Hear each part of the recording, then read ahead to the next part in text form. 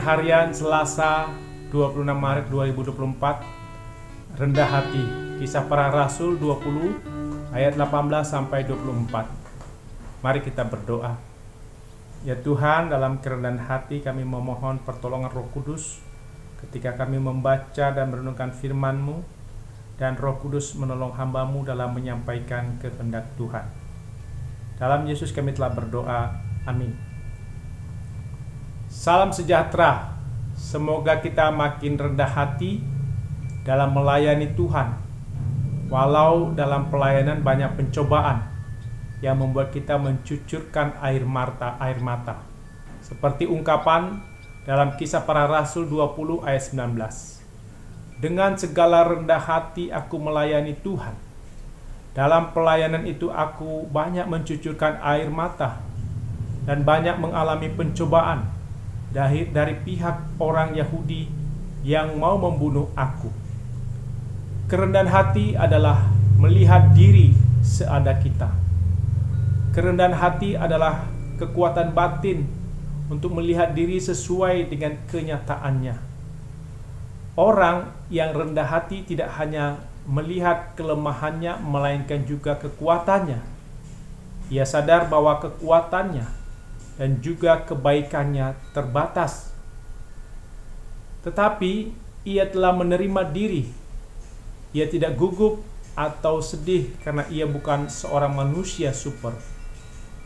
Maka ia adalah orang yang tahu diri dalam arti yang sebenarnya. Justru karena itu ia kuat. Ia tidak perlu takut bahwa kelemahannya ketahuan.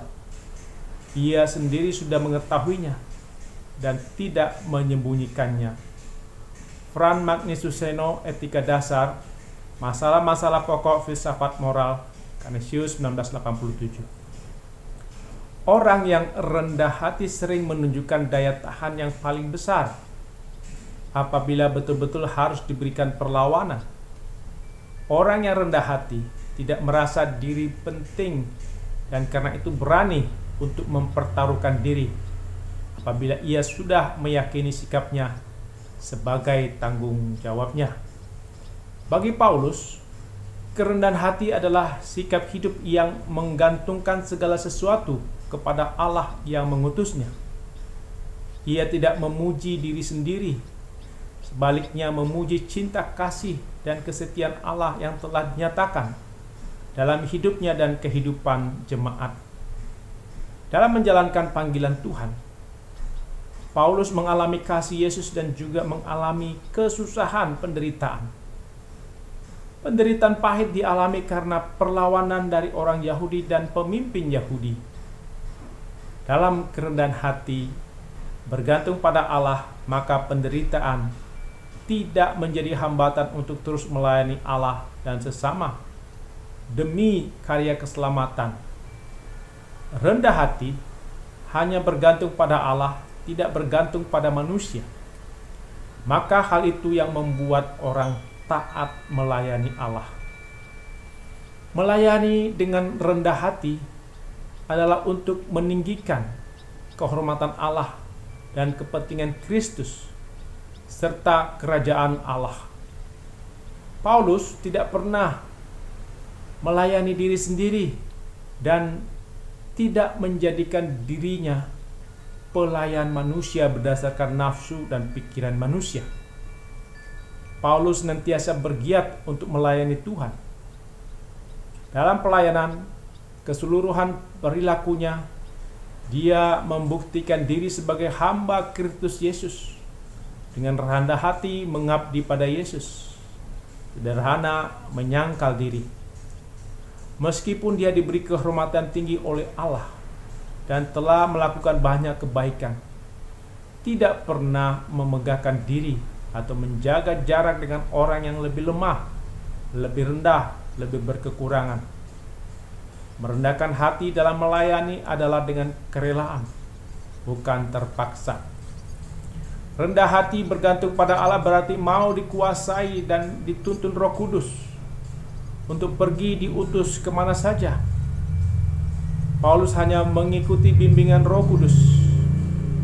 Rendah hati adalah orang yang mau dipimpin Roh, bukan dipimpin oleh diri sendiri tentang apa yang dikerjakan dan kemana arah pekerjaan atau pelayanan. Walau dipimpin Roh Kudus, bukan berarti lepas dari penderitaan kesusahan hidup, seperti di penjara karena pelayanan dan pekerjaan yang benar dan baik. Paulus menderita di penjara bukan karena kejahatan yang dilakukannya, tapi karena kebencian pemimpin Yahudi pada ajaran Yesus yang disaksikan oleh Paulus dan banyak orang yang percaya serta mau mengikut Yesus. Mereka hendak membunuh Paulus.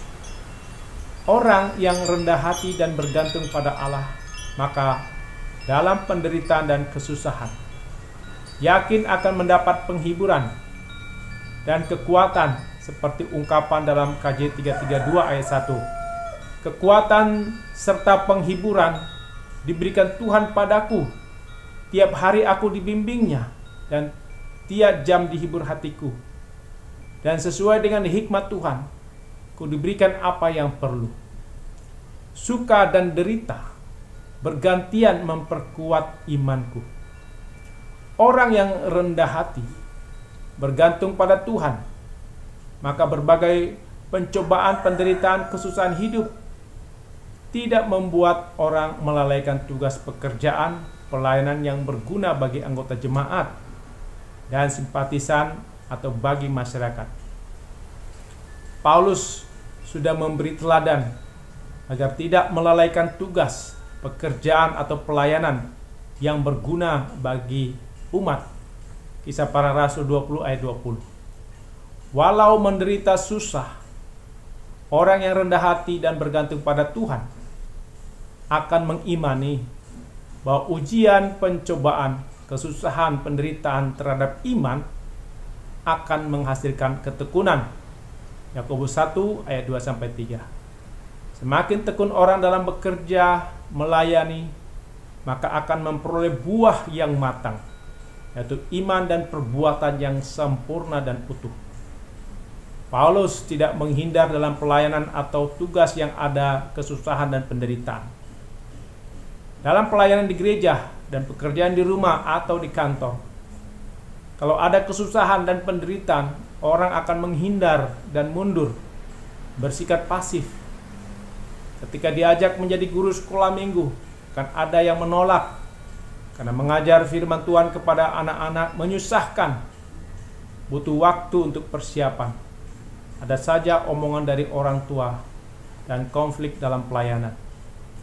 Ketika diajak menjadi pengurus badan pelayanan, menjadi penatua, menjadi panitia, menjadi petugas di dalam ibadah, ada orang yang menghindar karena menyusahkan dan membuat menderita.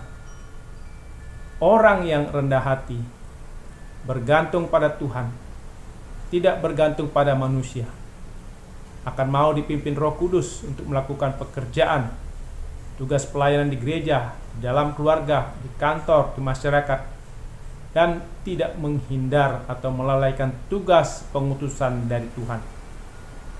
Paulus juga sudah memberi contoh agar tidak memelihara hidup untuk diri sendiri. Hidup kita adalah milik Tuhan, maka kita serahkan nyawa, tubuh, hidup kita untuk melayani Tuhan, memuliakan Tuhan. Tugas dan pelayanan adalah anugerah, pemberian dari Tuhan Yesus. Kita menerima tidak dengan terpaksa, tapi segenap hati, segenap akal budi, segenap jiwa dan kekuatan. Tugas dari Yesus adalah menjadi saksi firman keselamatan melalui pengorbanan Yesus di salib, atau marturia, melayani diakonia, dan membangun persekutuan koinonia. Kita semua diberi Tuhan anugerah supaya kita tekun dan rajin bekerja. Kita melakukannya dengan rendah hati dan menuruti firman Tuhan untuk saling mengasihi.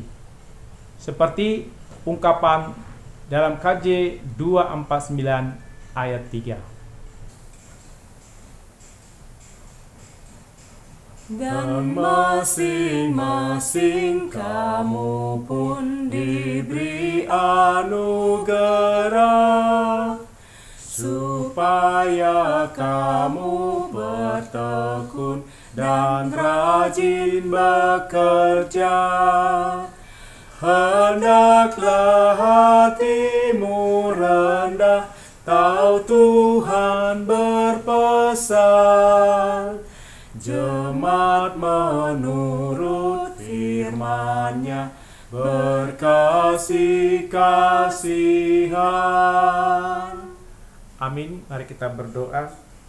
Ya Tuhan, mampukan kami makin rendah hati dalam melayani Tuhan, walau dalam pelayanan banyak pencobaan yang membuat kami mencucurkan air mata. Dalam nama Tuhan Yesus kami berdoa. Amin.